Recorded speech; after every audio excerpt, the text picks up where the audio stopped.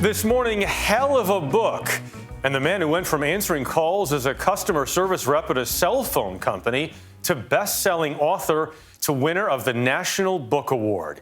Jason Mott's latest novel is funny, tragic, and deeply personal. He never thought anyone would publish it, but its impact quickly became impossible to ignore. To get a more complete story on both the novel and the man, we traveled to coastal North Carolina.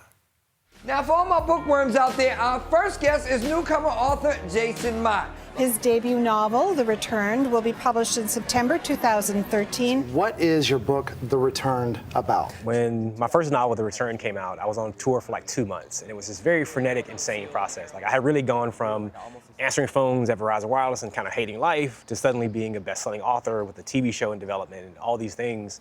Going from hating life, answering calls, to best-selling author is not only a central part of Jason Mott's latest book, but his life. As a customer service representative for a cell phone company, are you just getting yelled at? Yes, you are. All day?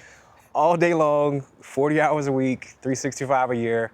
And we handled specifically New York Metro. So it was only New Yorkers, Unhappy very angry, New Yorkers, all day, every day for 3.5 years that I worked there. Mott's days soothing frustrated phone users ended with the 2013 publication of a fantasy fiction novel about dead relatives who suddenly reappear, very much alive. But I saw you the moment you saw him. You believed. Believed what? It was turned into a network TV series called Resurrection. The madness that followed being the next It author, touring around the country, shook Mott deeply.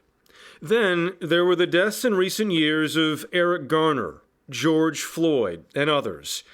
Mott combined all of it into hell of a book, which interweaves the story of an author searching for himself with the odyssey of a young boy whose parents try to teach him he can be invisible.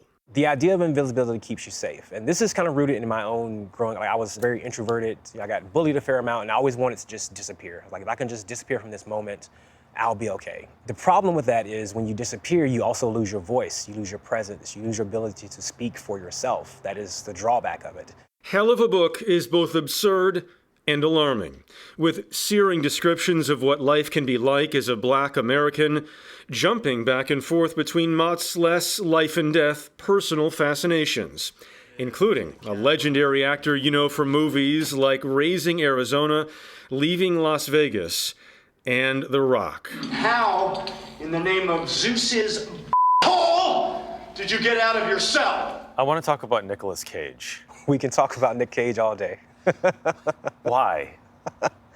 Because he's an amazing actor. The beauty of Nick Cage is he understands how the world sees him and he controls that narrative. You bet I do. Anytime you can know how someone else sees you and really understand it, I think that's a very insightful, powerful thing. I would like to dedicate this award to all the other mad kids, to all the outsiders, the weirdos, the bullied. Do you want in this book to make people think? Do you want to make them mad? All of the above. I want to make people think, I want to make people laugh, I want to make them really angry and sad. The Black experience in particular is a myriad of things. It is not just the slave narrative and the civil rights narrative and the inner city narrative, and it is those things, but we are also absurdists. We are also comical people. We like film noir, and we want to make jokes about being on book tour, as we also want to be seen as people. We want to be able to interact with police officers and authority figures without worrying that our skin may be the thing that gets us killed. What's more fulfilling for you, writing fantasy fiction or, writing stories about issues that are life and death? All of it, quite frankly. Like, both sides have their own way of speaking. Like, I grew up as the nerd who read, Beowulf and the Odyssey and Lord of the Flies and, Lord of the Rings and all those kinds of books.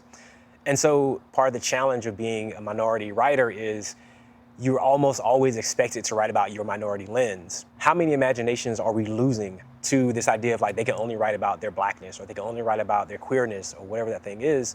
When you're a minority writer, you're not given the freedom to stretch out and spend years just writing whatever fantasy that does not relate to that. It's very hard to do. Mott's array of interests are tough to pin down. He practices jiu-jitsu, and is a creative writing professor at the University of North Carolina, Wilmington. What do you tell kids these days? I tell kids mainly like that there's a reality to being a writer, that the image they have of writing and the image they have of being a writer probably is very false and very skewed. But perhaps more than anything, Jason Mott is a homebody. He spent his entire life in a town with a population of 600. You grew up in Bolton. Yes. Went to school here at UNC Wilmington for undergraduate and graduates. Yes. Still live in Bolton. Yes. Never left Bolton. No. Why? I like small town life. Like, I've visited a lot of cities and I've been a lot of places, but at the end of the day, I live on land that is almost 4 generations of Mott family land. Like, there's a depth and a richness in living in this place where you know not only the people beside you, but you know their children and their grandparents. Because the South is a place that is very much about roots and about the past. And so living in this place where I've lived, I've learned to connect with the past. Today, the town of Bolton has produced a singular writer who refuses to be boxed in and proves it again with, yes, a hell of a book. In that tiny town, he has no Wi-Fi or broadband access at his home. So I actually asked him, I said, do you actually like that? Because sometimes writers, don't want to be distracted. He said, no, it's a pain. He would prefer it. He is, though, now that the pandemic is in a different phase, going to be able to tour a little bit. And we got to go. The dish is next, folks. The dish is next.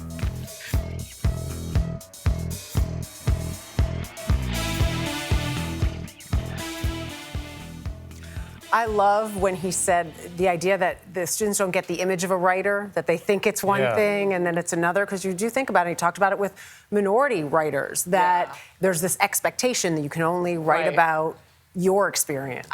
When people always say, what's your favorite kind of story to do? I loved his answer because it's mine. I love all stories. Good stories, Good stories. It just feels like he shouldn't be boxed into writing any particular sort of, and he's jumped around. Now, the first 3 were sort of fantasy fiction. Yeah. This is a change.